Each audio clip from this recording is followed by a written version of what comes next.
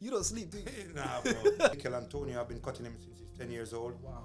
You know, I cut Chris James at 3 years old. In that aspect, yes, I do live like a footballer. Yeah, to be honest, bro, I think the Premier League needs to give me a man of the match every week. You've got inside scoop a lot of the time. You know transfers before it happens. Maybe, maybe not. We come our separate ways. You keep me out the shop. I had nowhere to go. I went to another shop. One day it's like, you know what, it's not going to work. Too much people of color. Yeah. Wow.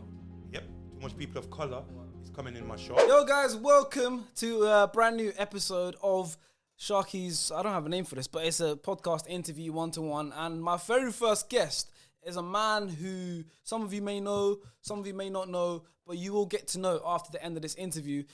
He is a barber. Yep, he's not just any barber. He is probably the most famous barber in the country. He cuts a lot of footballers' hair, celebrities' hair, and so many other people. And he's generally one of the nicest people I've ever met in my life. It's HD Cutz. Come on, bro. Thank you for having me, bro. Thank you. Nice to meet you, bro. Thank you. It's gonna be good. I'm gonna enjoy this. HD Cutz. Welcome, bro. What's up? It's a pleasure, bro. What's It's up? a pleasure. Nice sunny day in London, but you know we're here. Yeah, weather's good now, isn't it? No, it's too good. The streets are lit, I ain't gonna lie. He's smiling. HD. So your name's Sheldon, right? I've never called you Sheldon. Nah, I know you as HT. No, you know what? You're one of the thousands of people that never call me Sheldon, Yeah, bro. yeah. No matter where I go, like across Europe, Yeah. you know, no matter where I am, all I can see cutting through airports is HD, bro. HT. Well, that's a good name, though. Yeah, it's a High good name, bro. definition. You know what? To think about it's coming from a joke, yeah. It's great to see people like course. on a global level Yeah. screaming HD when it was just a joke between me and my mates, you Yeah. know, and just became what it came up, you know what I mean? So It's your brand. it's a proud moment. Yeah. That 2-letter word means a lot to me, you know. It does. Did HT come from like? So we'll talk more about it later. Okay, yeah. But Cool. your shop is called HD Cutz, right? Yeah, yes, Carl. So was your shop called HD Cutz and then you adopted the name, or that was like your nickname and then you named the shop after you? What came first? No, you know what? I adopted the name and Yeah. the shop. I call the shop HD later on. Okay. Yeah, it's just to represent me and Yeah. what I represented. Yeah. Okay. Funny enough, you know, that HD and how we came about, you know. I don't know if you know Moussa Dembele when he used to play for Fulham. Yeah, then he moved to Tottenham. Now he's in China. Yeah. That's my brother. Moussa Dembele is my brother, and I say my brother with a deep Good voice player, into it man. because you know what, Moussa popped into the shop one day and it was recommended by a friend, and then he came into the shop and requested a haircut. I did my very best as I do with every single client. No I matter can if back you're that. high profile, I can back or that. you're a normal, or you know what I mean. No matter who you are, Yeah. I do my best. And he came in, I gave him my best. We became good friends. He invited me to the house to cut his hair a few times. I met with the wife, the family. You know, we became like family. You know, mad. relationship just grew from there. Yeah. You know, one time I took a picture. I can remember taking a picture of Moussa Dembele's haircut, and I was gassed, of course. Yeah. This was probably the first, like I would say, like big prominent name across like Sky Sports that I was cutting. Yeah. Because before Moussa Dembele, I was cutting players like Mikel Antonio, Callum Hudson-Odoi, Reece James when they were babies. Yeah. I'm not that old. I'm not that old. Oh, you But did it from I'm young? not that old. I was young as well. innit? I was young. You know what I mean? But I can show you my passport. I was young. I believe it. Don't worry. Yeah, and he took all faith in me. I took a picture of his haircut, and I was gassed. You know, this Yeah. time HD television just came out. Nice. And I went back to the shop. I was showing all my mates the picture, you know, gas. Like, I printed it out straight away at the printers next door. Amazing. And I was hanging it over my mirror because, you know what, this was like maybe one of the first proudest moments in my barber career. Yeah. My clients was in there. And then there's an advert came up on the television about HD television. And I was like, what? They're like, bro, this haircut's so crisp. It's almost like the HD, you know, it looks so good. And we're like, right, yeah.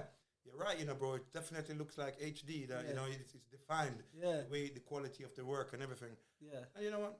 When those clients came back for the cut, they were like, "Bro, you need to give us that HD that you gave." us." HD treatment. Yeah, if we don't get the HD, we're not paying. Yeah. So we started to joke about it, Yeah. HD, and then they start coming saying HD, give me the HD, give me the HD. Yeah. We'll just run with the name after that, bro. Smart. Rest was history. It made sense. And now I've got HD Cutz. It's true. Yeah. I know you were bro. just now calling you Sheldon was a bit weird. I was like, Yeah, I know, Sheldon. I know, bro, I But know. HD, it's quick. Like I met HD through Chunks. Yeah. So you started cutting Chunks' hair, and then suddenly now you cut Yeah, all of yeah. our hairs, and you come down and and I It's all a vibe in Yeah, here, man. it's a It's all a vibe, vibe, man. It's yeah. good, isn't it? It's good. I need a trim today. I'm not gonna lie. Yeah, no I'm a problem. bit I got you, scruffy. bro. So you mentioned Moussa Dembele, very good player, right? Yes. And the reason you're here today is because I think like you have very interesting stories because you are one of the main people that, well, as soon as we think of footballers and their haircuts, you're one of the names that come up first. So give me some other names. For people that don't know who you are, give me some other names quickly. Just jot off some. I know it's going to be too much. You might forget some. But give me some Let names. me try see if I can remember some names, yeah? Give me some names. People, I want people to be shocked. Like, Okay, maybe I can bring up a name that some people might know. Like? Is Usain Bolt. Oh, my God. Yeah, Usain Bolt. Usain Bolt is like a brother to me. Yeah. And Usain Bolt, I must say, we spent some great times in Yeah. Australia together. Yeah. Because I've traveled as far as Australia for my work. That's crazy. And we spent some great times in Australia. Yeah.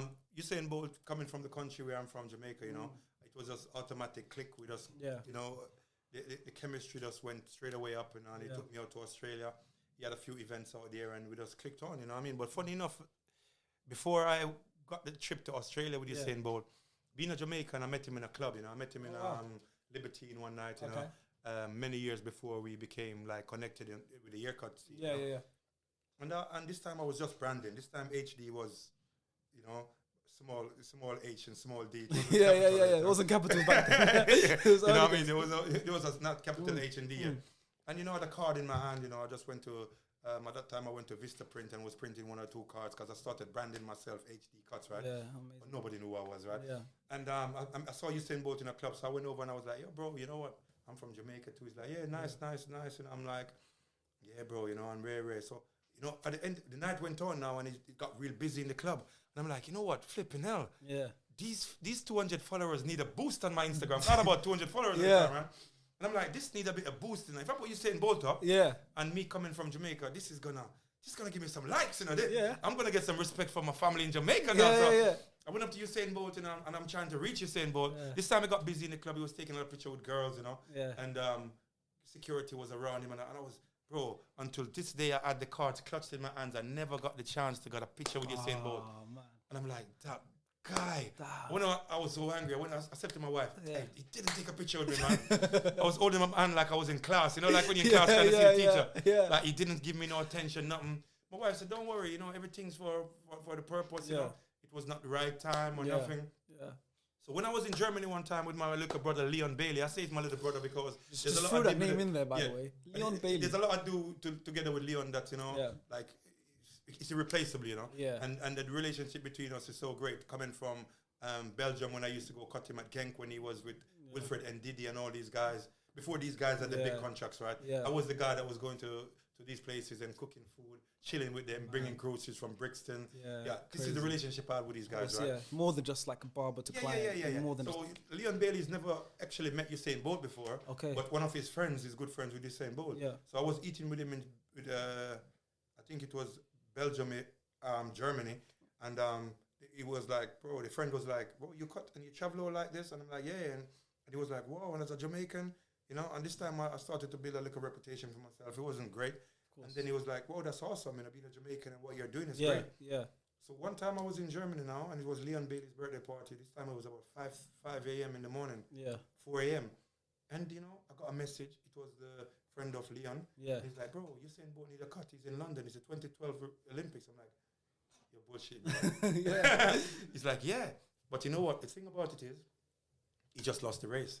And he needed a confidence boost. And that's what I represent. HD Cutz is there to represent people that's feeling down, that's feeling I need a boost, that needs a lift. And that's what represent high definition. And he was not feeling himself, right? And he needed something to rise him up. He had to go and do a speech, you know, the following day after losing the race. And I'm like, you know what?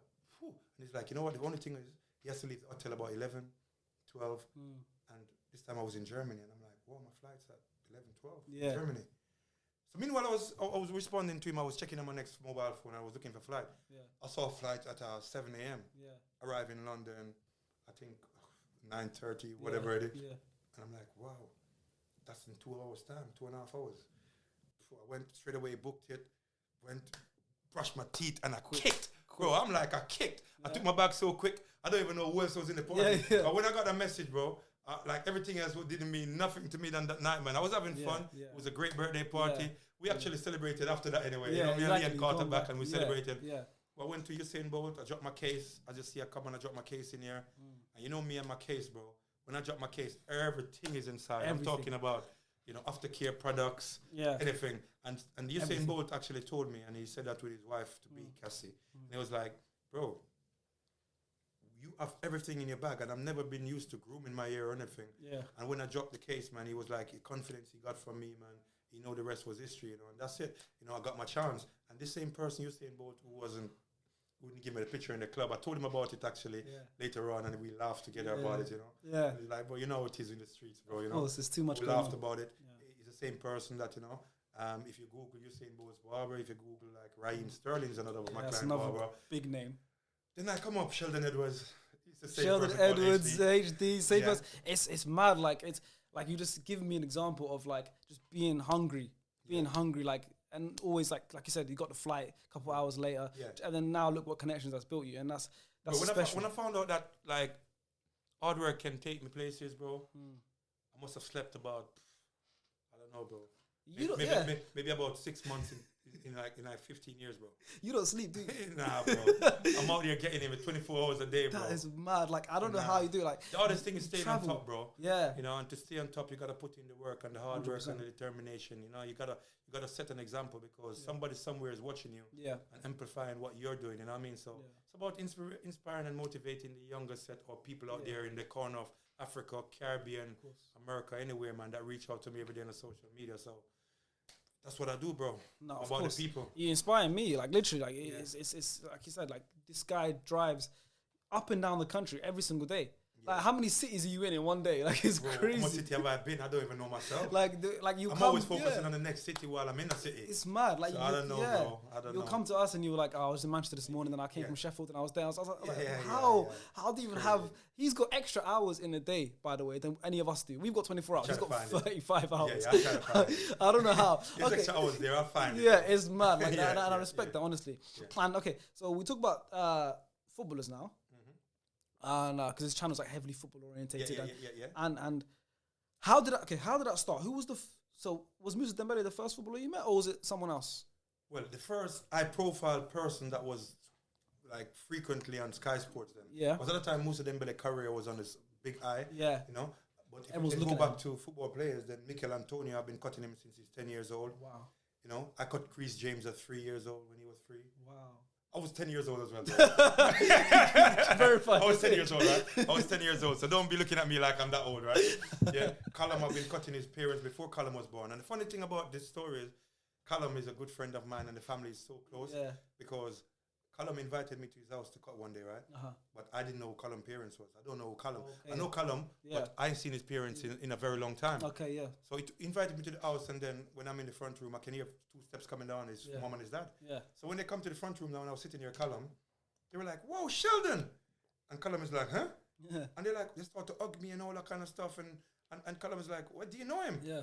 The mom and dad, do you know him? And I'm like, Sheldon's been cutting me before you were born. Like, then I said, I bring my passport to show you. I ain't that old, right? I was like 10 years old. I was like 10 years old. Age is coming out. I was like 10 years old, right? And and the rest is history. That's why me and Callum is like really close, close. So I've been around for a very long time, and I would say Moussa Dembele is one of the very high profile when I first met. Yep. And he introduced me to like a Raja Nangalan that was playing for Roma. He plays the Belgium national team. Belgium. And he brought me to the Euros. I met Nangalan. I met De Bruyne. All the rest of the Belgian national team. I traveled with them ever since for quite a few years. Went to the World Cup in Russia with them. Wow. The rest was history, bro. Yeah, the brand was just building on itself. Yeah, one player links another player. His friend wants to get a haircut, and he moves club, and this happens. Yeah, the thing about Raja Nangalan is, like, he came up from I think Raja Nangalan is the reason why I started to travel a lot more. Cause when Moussa took me to France for the Euros, Raja Nangalan is a person that he's very, like I say now, he loves his looks, right? Yeah, his hair was very he's like a Pogba kind of person, right? Yeah. And the looks mean a lot to them, and they change the looks all the time. Yeah. And he was there in the Euros, and he's like, Moussa, I need to color my hair. And bro, I'm gonna put it out right now on this podcast, bro. Yeah. I had an idea of the color hair. I didn't know the color hair, bro. So there's a girl that I knew, and I went to her house like about 3 a.m. the night, and I'm like, you know what? I got a flight at 11. Yeah.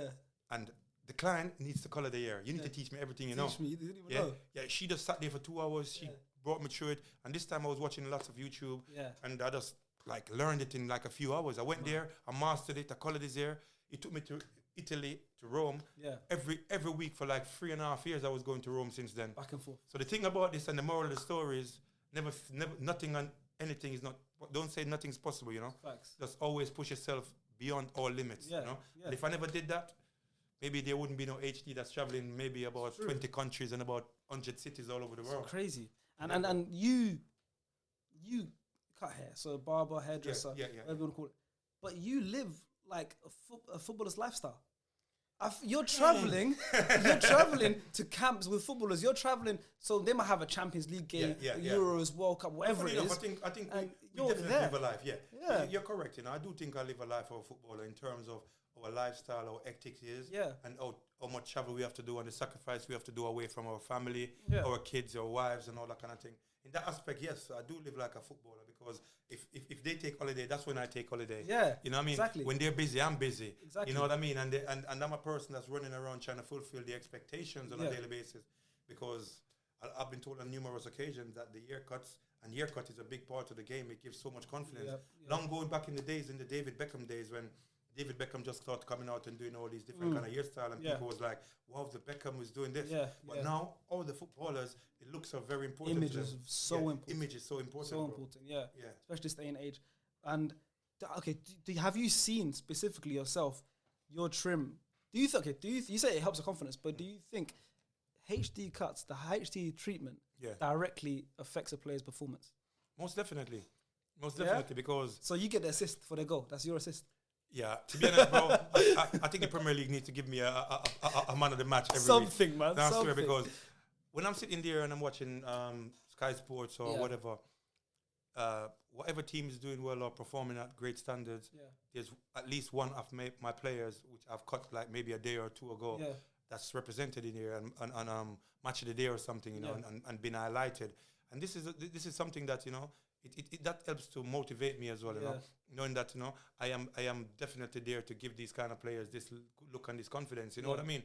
And it's almost like a lot of players are like, bro, if I don't get a haircut, I feel like I'm leaving my football boots at home. You know, it doesn't feel right. When I got the haircut and I pull my boots and my socks on, then I can feel myself. It's time to represent. Yeah. And I like that. So you take pride when you see them on TV and you see that trim that you get. That's all I do. I don't see the head, bro. It makes you proud. Yeah. It makes you proud. Because I remember you got Raheem Sterling's hair. He scored the next day. Yeah. And you know, Raheem actually changed his hairstyle. So at that particular time, he was going through a bit of gold drought. Yeah. You know, he had the plaits. He was trying something new. He had a twist. Yeah. You know what I mean? And he's like, bro, I just need to change my hairstyle. And HD, we need to come and you need to give me that. And he's like, bro, I'm going to score. I feel so good now, you know. Took a few selfies, whatever. Yeah. And bro, he went out there and scored, and everybody was just putting on the comments, it's a haircut, it's a haircut. Yeah. So, you know, like people out there just watching and seeing what we do. And whereas haircut has become a big part of the game now, it's like people are expecting them to look fresh. Of course, you know? That's not. And if they don't look fresh, it's a bit of pressure on them as well. Yeah, it's more shocking now if players don't have trim. Yeah. It's more confusing if they don't have a trim, because people are going to comment more, well, why doesn't he have a trim and stuff like that. Most definitely. So the thing about, I want to ask another thing. Have you ever, cutting a footballer's hair, have you ever messed up a trim? With the footballer? And not said nothing? With a footballer? Kind of messed up and been like, oh. Which footballer? Any, yeah. No, to be honest, I've messed up haircuts before, but the client never knows, because you don't notice. The thing about being a good barber, you know, and I maybe I can take that onto my title of being a good barber. You are a good barber. Because I've got lots of clients that can represent or probably can say that or vouch for me. Is how to turn something like an error into a new style or fashion. Yeah. You know what I mean? And I'm able to correct yourself. So there's times when it probably went the way that you didn't expect it to go. But it's about coming back. It's a comeback that's the greatest part, you know, and turn it into something that's just unique for that player. Yeah. And it works. Sometimes it works. It works. The thing is, people like to say the barber chair is like a therapy session. Oh, it definitely is. Yeah, it's like a therapy session. Yeah. And so I wanted to know, like, especially now with the day and age now of like mental health and social media abuse and stuff like that, and you work with these footballers who sometimes might be in a bad spell of form or things like that, and they're getting social media abuse and stuff like that. Do you see the abuse directly affecting them when you're with them? Do you see a change in their personality because of their form? Do I see the abuse affecting the players, like mental health and everything? Well, then, to be honest, bro, I've been around so many players, and because we come like family, me and the players. If they hurt, it's almost like I hurt. Yeah. So if I'm in a session or I'm in an appointment with a player that I know has been abused, because we're all on social media and I know what they're going through. Of course, yeah. I tend to drive the conversation away from the situation and then drive it towards me giving advice or a comfort in a way that it's directly affecting his mood. You know, so I will not try to bring up what's going on around him, but I will give him a bit of confidence talk, or, you know, a bit of upliftment and talk about, you know, like stuff that I know that will put him in a great space or a great frame. Yeah. So indirectly, you know, helping his mental health. Yeah, you know what I mean? Because when you know someone is going through something, you know, you don't attack the problem directly, you know, because you don't know somebody might be or whatever. Yeah, of course. You know, you just try to give your encouragement and speak upon it without directly diffusing the situation, you know what I mean? Yeah, and that's why I said, like, you're like a therapist. Yeah. That's like another thing. I must say, there's a lot of clients, you know, not only just football players that come and they can be having problems with their relationships, their family, kids, you know, and they look at 30 minutes, 35 minutes, up to an hour that we spend together. We speak about so much things. And it's almost like you're giving them like real life advice, you know. Yeah. And it does help. Yeah. It does help, bro. Yeah, it does massively. And you like to talk. So it helps you as well. It helps you as well. You like to talk, you like to have conversations and everything. Definitely. Tell me about Mikel Antonio. Like, you said you met him when he was young, like a young kid. So his rise, he's now having, this season was one of probably his best season ever. Yeah. How does that make you feel? Mikel Antonio and his family is like family to me, because I met Mikel Antonio when I literally just came from Jamaica, and we go to the same church, right? And the family go to the same church, and, you know, seeing Mikel as a little kid going to non-league football and all that, and he started playing for league football, the Reddings and all that kind of stuff before Nottingham Forest. Yeah, I've seen him come up from far, and to see him flourish into the person he is today, it comes with great joy, you know. And it's a person that I will go above and beyond all limits for, you know what I mean? Just like a lot of my players, you know, because we have that kind of relationship. Yeah. You know what I mean? And it's really good to see somebody like that come up, knowing that I've seen him from coming from nothing, basically, you know? Yeah, that's good, that's special. And I want to ask, have you gone on holiday with footballers and stuff like that? So say they go on holiday, they want someone to come trim them on holiday, enjoy the experience with them. Have I gone on holiday with football players, bro? I've been on holiday numerous times with football players. Yeah. I've been on holidays with Musa Dembele, Roger Nangolan, Ross Barkley. Bro, I've been on holidays and I'm out with my guys all the time. I run Wan-Bissaka, everything, bro. So this is just, to be honest, without being so egotistical, this is just a part of HD life, bro. Yeah, it's normal. It is. It's normal, HD, bro. You're famous. Yeah. You're verified, bro. I'm not verified. That's what my daughter said, but I don't believe her. Do you think? you got that tick, bro. I'm still chasing that tick. Do you think? Come on, man. Come on, man. That's what my daughter said. The other day we went to Manchester and we were there shopping around a bit. Yeah. And it's pretty crazy, bro, that we touch on this, because my life is work and my work. And work is my life. Yeah. So, of course, I'm a family man. I do got my wife and I do got my kids. And it's having to work and please my family at the same time. Of course. So, this particular week, Manchester had a big game. Yeah. You know, and, you know, Riyadh, Raheem, they all needed a haircut. Talking about the Champions League final, by the way. That's not Champions League final. I was speaking, I think it was the semi-finals, actually. Oh, okay. Yeah, semi-finals. And it was bank holiday weekend, and I brought my family up, so... You know, we stayed over in a hotel. We did all the fun stuff, all that. But then in the night, I had to leave to go to work in the evening. Yeah. You know, but in the daytime, we went to Manchester and we were shopping around. But bro, I had to take like in Manchester with my family. While I went to the shopping centre in Trafford Centre, I took like more than about 50 to 100 pictures, bro. Like my kids were like, "Dad, you're fat." I'm like, "No, not really." Yeah. Like, but everybody was like, "HD." Anywhere I turn, it was just HD, bro. Yeah. And that particular time, I wasn't even wearing nothing HD like I do 24 hours a day. Yeah. You know what I mean? But I guess. So crazy. You're taking 50 to 100 pictures and you're still saying, no, I'm not famous. You're very humble. What's it like when you go back home in Jamaica? Oh, bro, that's another story. That's what I'm saying. Yeah. What's that like? Like everybody in Jamaica, I think they adapted this social media thing kind of crazier than probably most places in the world. Yeah. And everybody seems to know me in Jamaica, bro. In Jamaica, everybody was running around. Everybody's like, yo, HD, will you come to cut? You're Usain Barber, you're Ryan Barber. Yeah. To clubs, you get like being treated special in the restaurants, everything. Yeah. It's kind of crazy, bro, you know? Yeah. But as I say, I'm a person that thinks of it in an humble way. And like, for example, I know that in Jamaica, they really fell for the HD life and everything well. And I know that Jamaica is in lots of like there's lots of kids that need help. Yeah. Poverty, you know, in care homes and all that. So I linked up with Boom Man on my last visit to Jamaica, which was about 2.5 years ago. Corona stopped me from going. I usually go like every couple of months in terms of, or every year. Yeah. And I hooked up with Boom Man. We done some sponsorship. And I went out there with like 20 barrels of clothes, and I went to the care homes, and I was just going around giving away to the care homes and just talking to the youths. People amputees are coming up to me and telling me, like, bro, I watched you on social media, and I'm going to be like you. I'm going to be the one that's flying over, cutting footballers. And because of you, I'm doing a course. I'm doing a barbering course. Yeah. And like, I didn't even have the money to come and watch you speak to them. I borrowed it from my neighbor because I had to see you, because 2 years ago, watching you on social media, you're the one that made me get up and wanting to become something. You know what I mean? So when you hear that from your fellow people, especially like I'm very close to my homeland, Jamaica, this gives me the motivation and determination to strive on. And that's what keeps me going, bro. And this is why I feel like I cannot stop. Yeah. I cannot stop. It's impossible to stop because somebody somewhere is depending on me for that strength, and that strength I'm going to give to them. That's amazing, man. Yeah, bro. That's amazing. A lot of people must look up to you. And like I said, it's like you made this, like, being a barber and stuff like that. It's not common to be big. We made it cool, bro.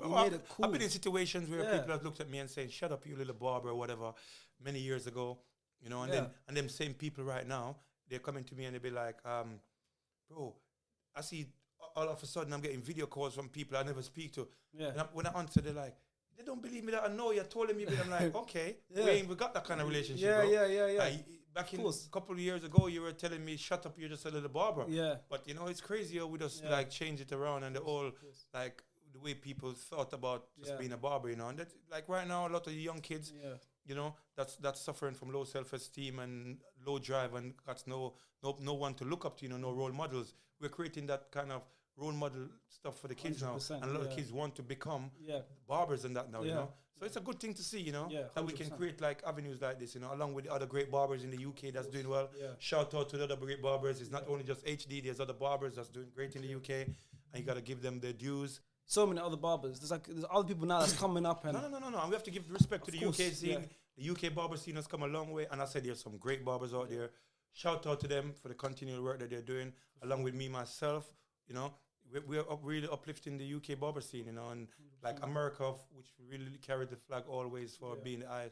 We are just right up there with them, giving them fire for fire, you know what I mean, and helping to lift up and motivate the kids somewhere in the corner in the UK that thought that, you know what do I want to become? You know, there's nothing for me, you know, low self-esteem. Right now, I've got some young barbers I'm training in my shop, and I've got kids that I've trained that's working in my shop now. So I'm just cultivating and creating employments for young kids, bringing them off the streets. Yeah, that's good, man. That's what we're about, bro. Yeah, I appreciate it. That's what I'm saying. You've got a good thing. Not only are you, because you could have easily taken this fame and taken this, you got all these big clients, you could have just abandoned everything else and be like, I'm going down that road. But you still actively try to help people. You still actively give back. Yeah, and funny enough, you're saying that as well. Like many clients will come to the shop, or certain questions that have been asked on a daily basis is, do you even cut the so-called normal people? I don't say normal people. Yeah, of course. You know, but that's it. That's what the social media or the social scene team tend to call the clients. But bro, I'm in the shop like still 4 or 5 days a week, still there, battling on with my barbers, you know, motivating them, uplifting them, going out there to create the work, bring the work home, keep my barbers busy. My barbers are busy, always booked out 24 hours every day. There's never, my barbers are never free. You know, and it's the work, and it's the work that I'm keep on doing out there that's bringing it back home to them. You know what I mean? And that's what I'm saying, you know, like I don't want to step away from the scene and not be there with my barbers or be there in my shop. Of course. Because I can easily do that today. I don't have to be in the shop, but I want to be in the shop. Of course. Because I also want to uplift and motivate the team to greater things. Yeah, and that's true, because I see on almost every one of your posts, you always tag your team. Your barbers and stuff. I try to so pull them you're along. Always putting them on, and I like that. And I see that. And I think that's a really, really special thing. So do you have, so you obviously you've got good relationship with a lot of footballers. Like you said, you've got a holiday of footballers. You said you've done shopping with them. You've done this. You've done that. Have any footballers given you any like gifts? Anything like crazy? Any crazy gifts from any footballers? Yes. Oh. I've gotten crazy gifts from footballers. This bracelet's from a footballer. Thank you very much, bro. You know, we're not going to mention names. You don't have to. But this gift is from a footballer. Amazing. I've gotten crazy gifts from a footballer. And one of the first gifts I've gotten was actually from Usain Bolt. I can say. He Gave him I keep that rucksack. It's downstairs now. That Gucci rucksack. Yeah, I see it every that time. That was Usain Bolt. Thank you very much, brother. I told you I love that rucksack. I'm still wearing it today. Every day. I've got it downstairs. Amazing. Yeah, but yeah, I do get nice gifts. And of course, like as I say, we became family and friends. So as family and friends do, you do treat each other like family and friends, Of course. And, I've been to weddings with my players. I've been to christenings. I've been to everywhere, bro. Yeah. It's not like just like come cut my hair and go situation no more. We go to dinners, we do everything, bro. Yeah, no, that's good, man. Yeah. Like, and I like the fact that you talk about these players like they're family. You don't talk about them like they're football players. No, you talk about them because they're just normal people. I think people just see it as like, they look up to them. They're this like unattainable person. But like you say, you speak about them like they're your brothers. Yes, of course, and that's good. Who's the you don't have to pick one. But who's the most fun? Who's the funniest player that you're close with, that you cut hair? Do you have anyone that you just, whenever you go, you're like excited to see them because you're not gonna have a laugh? You know what? I'm gonna be fun. I'm not gonna. I'll just put it out there because it is what it is. And I must say, one player is Rudiger, because going back to the days in Roma, Rudiger, you might know Rudiger from Chelsea, but I know Rudiger from Rome. So when Nangalan took me to Roma and I was traveling there every week, I was looking forward, as Rudiger was looking forward, to seeing me every Friday, or so it'd be every Saturday before a Sunday game, and Rudiger would always look for me to have great banter and jokes and a recap of the week. A recap of my scene from my shop in London or me, and then a recap from Rome. And we just, speak about family and all that. And we just have so much banter and laugh, man, like belly cracking, like we're on the floor laughing all the time. So I must say, me and Rudiger, banter is real and really, really real, man. It's always been. Yeah, he seems like a fun guy. Like, seems like a always fun guy. Fun, like, always fun. See, like, genuinely fun guy. And I'm happy for him. I'm an Arsenal fan, so usually I'm not happy for Chelsea. Usually I'm not happy for Chelsea, but some players like Rudiger, I'm really happy for him. Like this, especially this season. No, his growth has been tremendous. Because I've seen him, as you're saying, and we spoke about earlier. I've seen him, going through a bit of critics, and I've seen him going through hard times from injury, and I've seen him going through good times by the grace of God. Exactly. So seeing somebody go through the motions and every single motions that you can think of. Of course, I'm very happy for where he's at the moment, and it's not by chance. Or a gift. He worked for it, man. Of course. And I saw him put this down and work for it where he is at the moment. So, as I say, you say Rudiger and I say Tony. Yeah, I'm very happy for Tony. Yeah, bro. I'm very happy for Tony, bro. And, okay, so I'm not surprised you picked him because he seems like a really, really interesting character. Yeah. But speaking of interesting players, is there anyone, because people usually, it's another stigma. People think of footballers and they think they're not very smart. Maybe they finished school 16, went straight into football, professional contract. But I see some footballers who, while they're playing, they study. They go to university. Not really studying, but is there any footballers that you think that we'd be surprised how intelligent they are? Like, is there anyone you think, this person, whenever I talk to him, he's very intelligent, he's very switched on, but the people don't know? Is there anyone you can give me? Even like the likes of, I'll go back to Wilfred Ndidi. He's one of my good friends, and I'll say friends and family. And he's not even a client. He's more than a client. We're going back from Genk days when we didn't have, like, things was tough. Yeah, bro. A lot different. Things was tough. They were a lot different, And I seen him when he just moved to Leicester. He studied. He went to university here. He's done his stuff. He's, he got his stuff. And there's a lot of intelligent players, much more than like Raheem Sterling, very intelligent. The way they speak and think business, and a lot of great players that's doing really, really great stuff. Yeah. You know what I mean? So a lot of people might not think how intelligent they are, thinking they just play kickball and cut. That's the thing. But no. Yeah. There's like lots of intelligent players. Yeah. And you have to be in this day and age with social media. There's so much going on. Of course. Branding. And they always clicked on. Yeah, they switched on, very switched on. People see them as not very smart. Okay, so you have long days, right? You have very long days. Yeah. Do your arms not get tired? You know what, to be honest, bro, and that's something that people say to me all the while, like, how does it cope? But once I got the clippers in my hand, I never feel tired, bro. I only get tired when I put it down. Okay, at the end, you're like, oh, you feel it. So to be honest, like, I think sometimes when I'm tired, I probably just better off walking home with my clippers in my hand. I'll never feel tired. As soon bro. as you let go, as soon as I let it down, my powers go, bro. But my hands, no, I never feel tired. My hands never ache me. And my cutting stance has actually helped me because unaware that I was doing it, I never actually bend my back or my legs too much when I'm cutting. It's almost like I'm literally just going down and in a different kind of way from what the normal barber would do, Yeah, these things are important, like you're saying. Like the bending, because it can strain you, and over time. That's very important. Because I've seen stories, I've seen clips and stuff where you've cut teams, like a whole team. I think it was, I can't remember what team it was. I've seen a video where they're all waiting in the change room in the line because after training. I went to the Euros and the Belgium team was just waiting there. The whole squad is just there. Yeah, like Kevin De Bruyne, you know, Vermaelen, Dries Mertens, Moussa Dembele, Roger Nangolan. All of them. And when I look back at these clips, that's when I realized that, bro, you are doing some mad things, you know, bro. I look at the moment, like one person. In the moment, I never really think like this. Of course, because in the moment, I'm always just focused and what I'm doing. Yeah. And as I say, I always focusing on what I need to do after that or what else I need to do. So it's almost like to this day, even when people come to my shop and they're like, HD, well done, your shop is beautiful, whatever. We got memorabilia in my shop, whatever, it's looking good. Yeah. And they be like, HD, well done, nice shop. And I remember, I'm like, that's when I'm probably clicked on and like, oh yeah, it's my shop and it's nice, isn't it? It's like, it's almost like I'm just living in a different world from what people are seeing today. You're on the outside of yourself. And I just never really like get to sit down to probably enjoy it maybe. And to appreciate. But I'm always thinking ahead and thinking for more stuff, you know what I mean? And I know that's like, because we were speaking about recently, it's like you live in a bubble.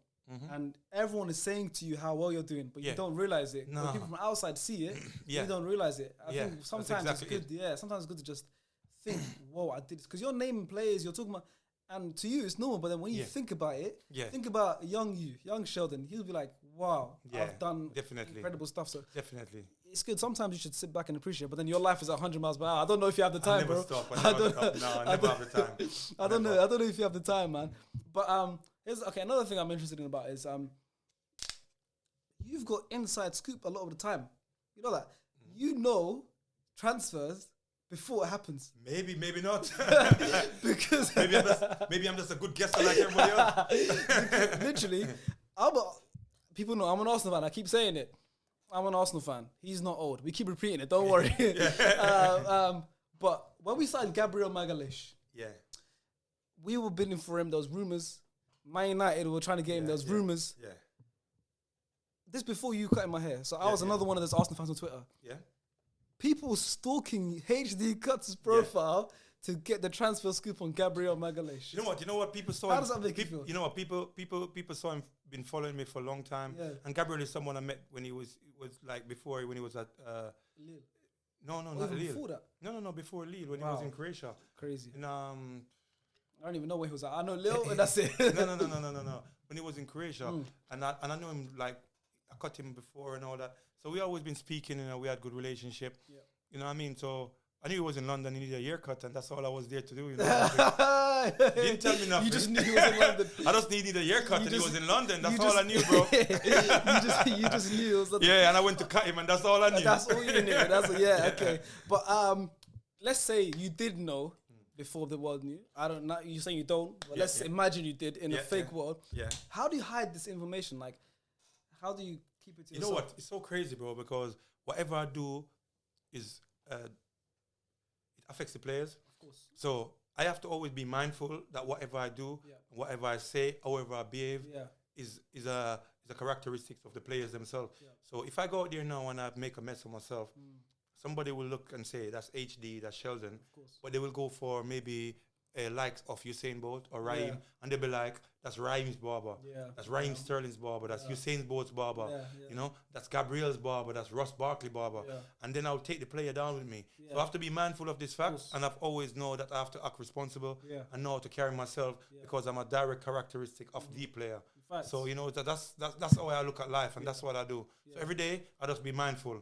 You know, I have to be careful how I do things because, you know, like it can mess up, and you know it takes long to go up, but it can go back down real quick. So quick, like you said, exactly. And I have to be mindful of this. Yeah, exactly. It's something you built up for such a long time. Yeah. Like you said, you don't wanna, you don't want to bring it down. Okay, well, let's talk about your shop. Yeah, let's talk about your shop. How did that come about? How did that start? My shop. Your own shop. Okay. Again, I can show my passport and my driver's license. I'm not that old, right? I'm not that old. We're the same age, right? We're the same age. Sharky, we're the same age. Right? I started cutting at 6 years old, right? And the shop I'm working at now, actually, I've worked at that shop since year 2000. Wow. I got kicked out of the shop. Yes, I got kicked out of the shop because I started to build my brand HD Cutz. Yeah.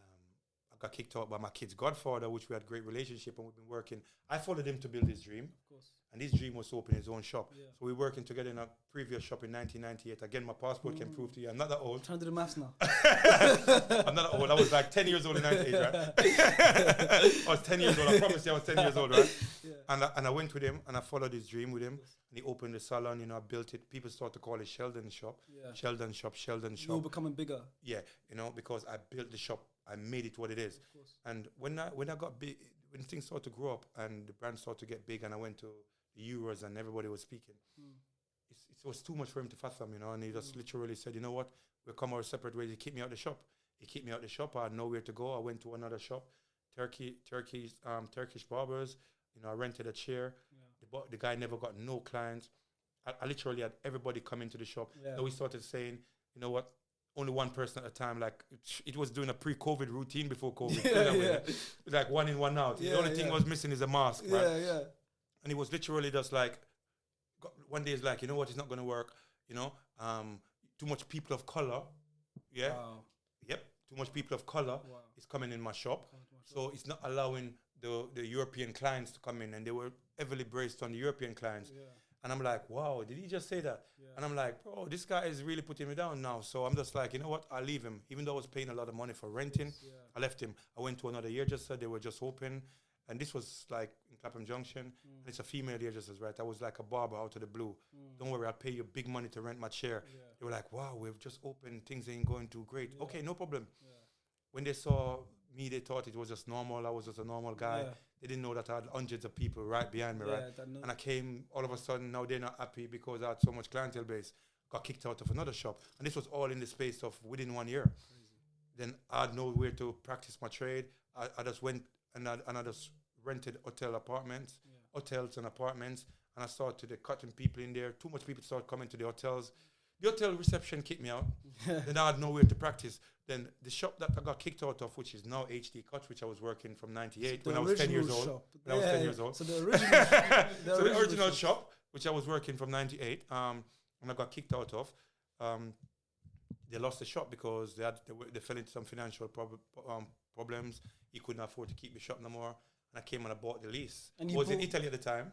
And I got the phone call, there's a shop available. I was like very skeptic. I spoke to my mom, I spoke to everybody around me that do care about me more than just the other people. And they were like, you know what, if it's destiny, it's destiny. Because to be honest, because of the close relationship, I didn't want to really think I'm going back to the shop because I was kicked out of it. So a year later, the shop was vacant about 6 months later. Yeah. And I don't know what they were doing with it. So a year later, they're saying the shop is actually available. And I went, you know, and so you know what, if it's destiny, it's destiny. Yeah. And I went and I bought the lease. And so the shop that kicked you out. Yeah, that's my shop now. Yeah, that's me. Name's on the lease. That's big energy.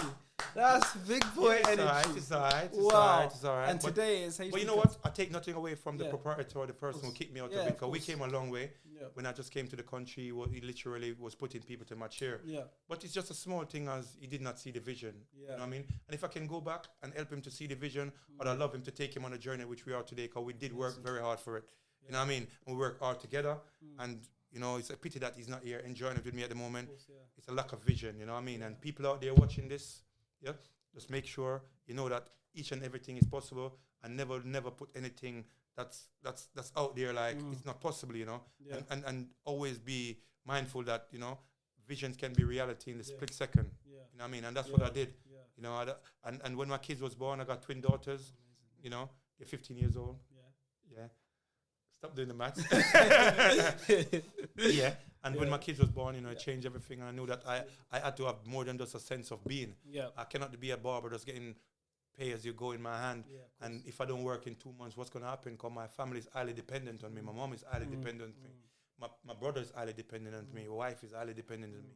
So I had to create this space or this energy, which is HD Cutz London, the salon, and what I do, you know, to help to take care of everybody around me. And that's what I did. Yeah. You know what I mean? But if I can go back and relive this moment, the person who kicked me out of the shop, I'd love him to be here right at the top with me. You're a very good person. You know what I mean? But not many people will say that. I'm being real, bro. I'm being real. You're a very good person. Very inspiring person as well. You've got all the right morals are in check. You got all the right things. Yeah. And for anyone watching this, if you didn't know who HD Cutz was, this is just a teaser of the kind of person he is. None of this is fake. He's speaking from the heart. Follow his socials. I'm just gonna. I think that's a good way to end it, man. I think that was a very, very nice thing. Where can people find you? First of all, where's your shop? Tell them where they can find your shop, and then we'll go into social media after. It's in Southwest London, right? Because you told me to come and it's a bit far. You know what? My shop is in Battersea, Clapham Junction. Battersea, Clapham Junction. And it's SW11 5QL. And Waze knows, Google Map knows. Just put in H&D, will come up, right? We're known, people. We're known. Okay, we're known. You know, so if you put it on anything, Google Maps, anything, just put the first 2 letters in H&D, and those letters mean the world to me. It will come up. Amazing. And just follow yourself. Come just enjoy the experience. Because an HD cut is more than a haircut. It's an experience, man. 100%. And we pride ourselves in customer services, you know, and giving the person the great experience. You know, we would like to know that you're welcome, you know. And funny enough, you know, saying welcome, there's a kid that came, he booked me from social media. He's a young aspiring rapper. I totally forgot his name at the moment. And he said to me, bro, you know what? When I booked this, I can't believe how I'm feeling. You know, I got some exclusive caps. It's not released yet. It's going to be first released to my players. And he was there. I felt the energy. So I gave him one of the caps. And I was talking to him about his career and everything. And he said to me, bro, I can't believe it's emotional speaking to you and knowing that you're the guy that's cutting these people. And I'm having this conversation with you. And you're making me feel this good. Because me approaching here, I'm thinking, you know what? It's special. I'm shooting a music video. And I want... this big barber to cut me, but I thought it was going to be bougie. I thought I was going to be coming to a bougie place where this person is just bougie to me, and because he's famous, I mean nothing to him, and he was just cutting me just because. But you made me feel like a family, and I want to tell all my family and all my friends about the shop, and I want them all to come now. And you made me feel good, bro. I'm going to the video shoot feeling good now, and that's exactly what defines us at HD Cutz. You know, each and every person is important to us, no matter your social standards or social naming. You know what I mean? You know, whether you want to be called a high-profile client, a footballer, celebrity, or just a normal person. You're all a superstar for us. You know, you're a superstar once you enter into the door. You know what I mean? And that's what we represent at HD Cutz. Come find us. Enjoy the experience. If you think I'm lying, just come down, and then you'll see what I'm about. For yourself. I'm going to go down as well. I've never been, so I need to come down as well for sure. You say it's far, bro. There's people coming from China to come to HD. Bro, you're in the UK, bro. You're in the UK, bro. Come on, there's people traveling from Birmingham, Leeds. You're right. And you know, funny enough, there's a player as well. I got to say this. Yeah, go on, add it in. Chris Somerville, right? He's a nice little youth. He's from Holland. He plays for Leeds, you know, the young kid. And I normally cut him in Leeds. So this weekend I was so busy, he had to come down because he's going to Holland. And he was like, he touched the motorway and he's like, I'm coming down. Took him like forever because there was traffic, whatever. And he came to me and he's like, bro, I think, you know, I'm cutting him. And I said, what was your trip? And he said, bro, I think there's something wrong with you. And I said, what do you mean you think there's something wrong with me? And he said, bro, you do this every day. And I'm like, yeah, bro, I come up to cut you. And he's like, bro, you come up to cut me in the morning, then you say you're going to Leeds. And then you say you're going to Sheffield. Then you're going to Birmingham, and you're in Manchester when I check my Instagram. Crazy. And you're finishing in Manchester, you're going back to London, and you do this every day, bro. Mad. I think there's something wrong with you, and that's me. I agree with you, and that's me, bro. That's what I do. It's like, where do you? I think there's something wrong. I think I'm crazy. I'm crazy in love with my job. 100%. I'm crazy in love with my job. Yeah, that's what it is. Name me one genius that ain't crazy. Yeah, Kanye West. That's what I do. That's what I do. It's amazing, honestly. And where can they find you on social media? On social media, again, you can put in HD. On Instagram, it's HD Cutz. On Twitter, it's HD Cutz UK. You know, and it's HD Cutz on Instagram. You know, and Snapchat. You know, Shell the Stylist, SHELLDSTYLIST. And that's me. That's you. You can find us, you know, you can come check us out, check out any one of our staff. And believe me, any one of our staff do touch you. We've got great guys in our shop. Great barbers, fantastic team. And anyone that touches you once you get an HD cut, it's going to be highly HD. Oof, I like that. And that's the end of that, guys. I hope you guys enjoyed. I'm going to get a trim now. And I need that HD experience. Yes, sir. Yes, sir. So yes, sir. See you guys next time. Make sure you like this, you subscribe, you comment below any other guests you want me to get on with interesting stories. And like I said, check out HD's stuff because he's a very, very, very special human being. Thank you, guys. One of the nicest people I've ever met. Thank you, guys. Next time. If you see him in the street, man, just scream HD. HD. We love it.